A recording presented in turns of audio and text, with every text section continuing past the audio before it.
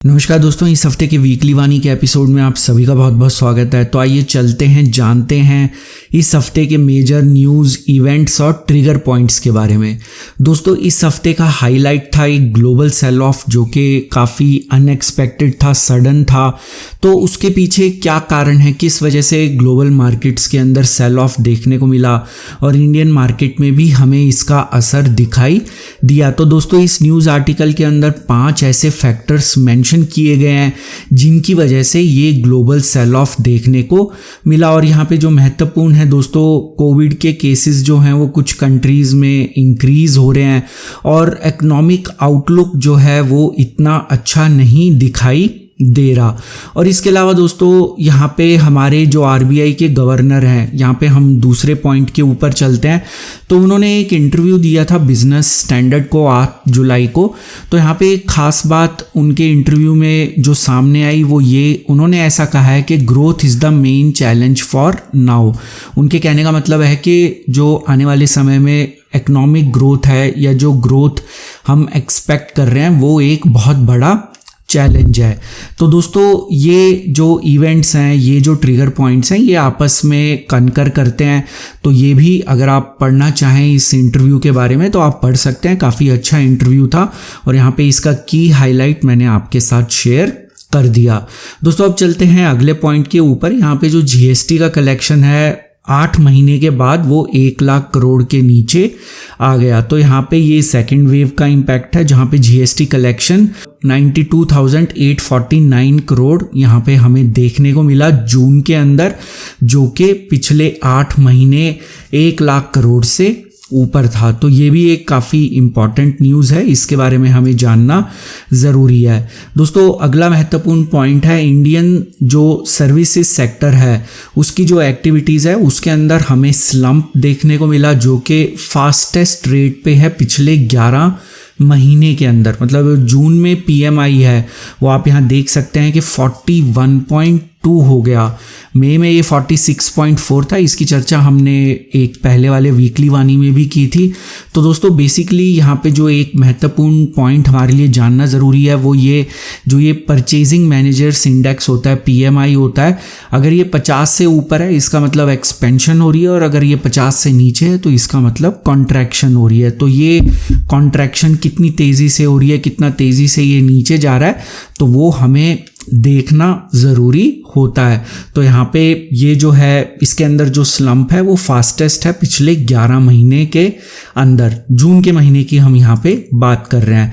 दोस्तों, यहाँ पे अगर आप फिक्स डिपॉजिट करते हैं तो आरबीआई ने एक नया एफडी का रूल निकाला है जहाँ पे अगर आप अपनी एफडी है अगर उसको मैच्योरिटी के बाद वहाँ पे पैसा नहीं निकालते तो वहाँ पे आपको फाइनेंशियल नुकसान हो सकता है। तो ये लिंक जो है ये मैंने नीचे दे दिया है, अगर आप इसके बारे में पढ़ना चाहें तो पढ़ सकते हैं। तो पर्सनल फाइनेंस के पॉइंट ऑफ व्यू से काफ़ी महत्वपूर्ण न्यूज़ है ये। दोस्तों, एक इंटरेस्टिंग आर्टिकल जो मैंने इस हफ्ते पढ़ा वो मैं आपके साथ शेयर करना चाहूँगा, जहाँ पे टाटा स्टील की एक केस स्टडी दी गई है कि जहाँ पे किस तरीके से टाटा स्टील को रिवाइव किया गया पिछले एक डेकेड के दौरान। मतलब क्या इनिशिएटिव लिए गए, क्या एफर्ट्स किए गए, और ये सारा क्रेडिट जो है उनके सीईओ और एमडी टीवी नरेंद्रन जी हैं उनको जाता है।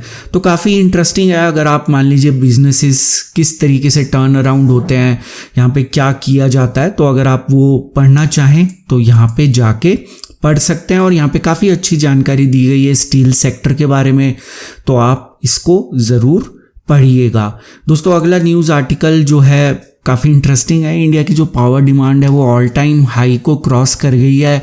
200 गीगावाट जो है ये ऑल टाइम हाई है। और यहाँ पे जो प्रमुख कारण है दोस्तों वो मॉनसून के अंदर डिले और इसके अलावा वर्क फ्रॉम होम भी जो है इसका एक कारण हो सकता है।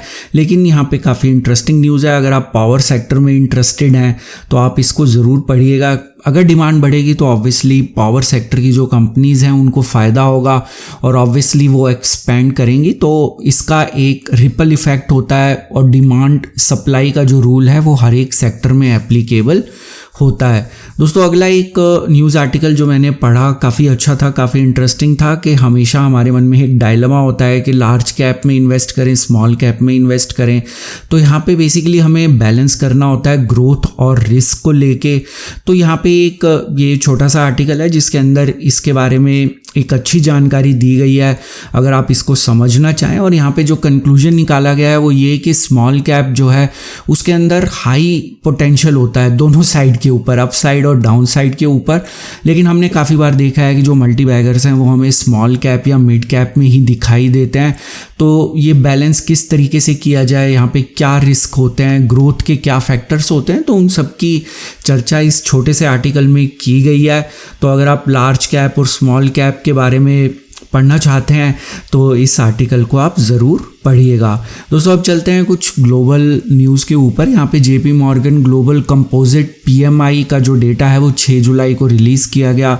तो बेसिकली इसके अंदर थोड़ी सी गिरावट देखने को मिली जून के अंदर, जो कि 3 महीने का लो है 56.6। इनफैक्ट मई के अंदर जो है दोस्तों ये अपने पिछले 181 महीने के हाईएस्ट स्तर पे था, 58.5 था। इसकी चर्चा हमने वीकली वानी में भी की थी। बेसिकली ये जो डेटा मैं आपके साथ शेयर करता हूँ, यहाँ पे हमें थोड़ा ग्लोबल इकोनॉमी के बारे में पता रहता है कि ग्लोबली क्या हो रहा है, किस तरीके से जो है ग्लोबल इकोनॉमी शेप अप हो रही है। तो यहाँ पे कौन कौन से इंडेक्स के अंदर कंपोनेंट्स या जिनको कह लीजिए पैरामीटर्स का इस्तेमाल किया गया, उनकी क्या इंटरप्रिटेशन है, वो आप यहाँ अपनी स्क्रीन के ऊपर देख सकते हैं। तो काफ़ी महत्वपूर्ण डेटा है, इसको आप ज़रूर देखिएगा। दोस्तों एक अगली जो खबर है ये थोड़ी सी नेगेटिव है कि US का जो वीकली जॉबलेस क्लेम है वो इंक्रीज़ हो गया है, 3,73,000 पे आ गया है। तो ये जो है ये एक अच्छी खबर नहीं है, जबकि जो एक्सपर्ट्स हैं उनका एस्टिमेट था 3,50,000। इसका मतलब अनएम्प्लॉयमेंट फिर से इंक्रीज़ हो रही है। तो ये एक इकोनॉमी के लिए अच्छी खबर नहीं है।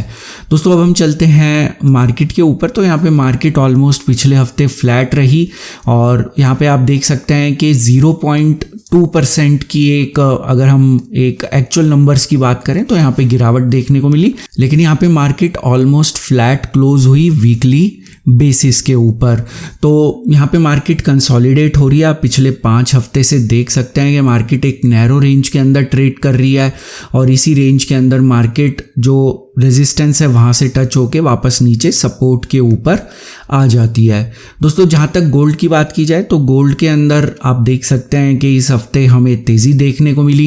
यहाँ पे गोल्ड के अंदर एक हफ्ते जो है हमें गिरावट देखने को मिली थी। उसका पीछे कारण ये था कि सेंटिमेंट्स इंप्रूव हो रहे थे और ग्लोबल जिसको कहा जाए डॉलर इंडेक्स जो होता है वहाँ पे डॉलर जो है स्ट्रेंथ दिखा रहा था। लेकिन अब डॉलर फिर से थोड़ा वीक होता हुआ, सॉफ्ट होता हुआ दिखाई दे रहा है।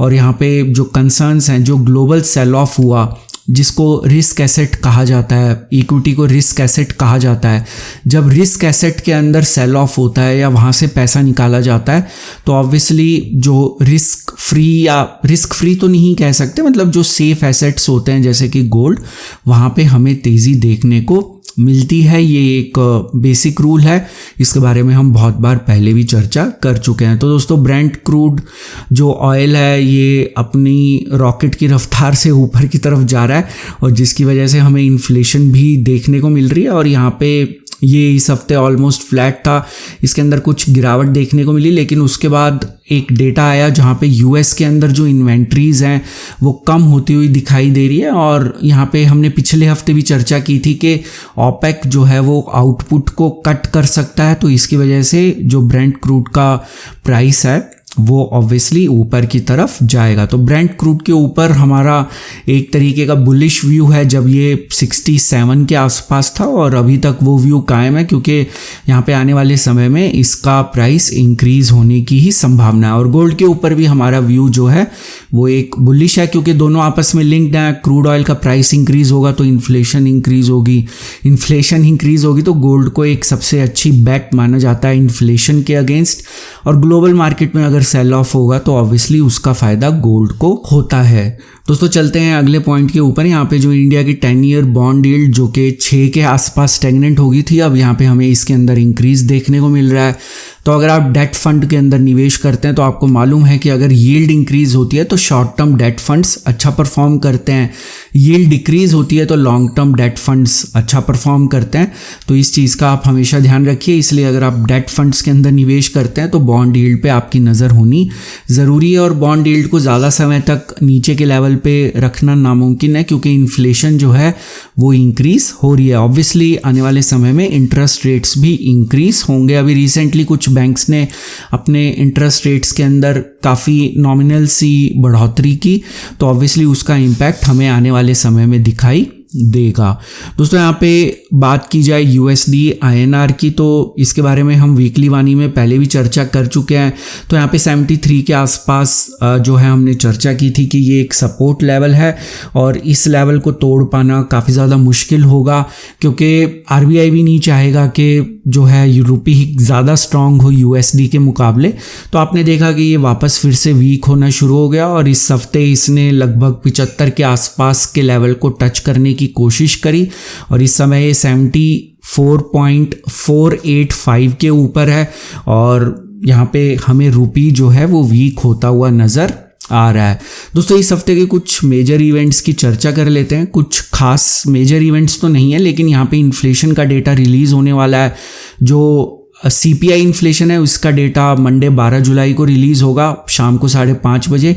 इसका एक जिसको कह लीजिए एक मीडियम इम्पैक्ट होता है मार्केट के ऊपर। यहाँ पे प्रीवियस नंबर जो है वो 6.3 है और फोरकास्ट जो है 6.58 का। इसका मतलब इन्फ्लेशन जो CPI है वो इंक्रीज़ होने की संभावना है। और उसके बाद जो अगला इवेंट है वो WPI इन्फ्लेशन का है, वो थोड़ा सा उसके अंदर गिरावट देखी जा सकती है, ऐसा एक्सपर्ट्स का मानना है। ये केवल एक फोरकास्ट है और यहाँ पे प्रीवियस नंबर जो है वो डबल डिजिट में था 12.94%। इसके अलावा आप दूसरे इवेंट्स देख सकते हैं जिनका कोई मार्केट के ऊपर खास इम्पैक्ट नहीं होता या मार्केट उनको इतना ज़्यादा वेटेज या तवज्जो नहीं देती।